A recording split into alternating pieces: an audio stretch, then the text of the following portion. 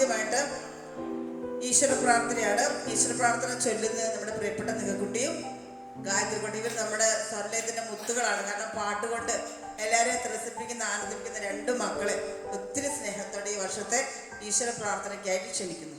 സത്യമായി ശുദ്ധ സ്നേഹമായി ദിവ്യ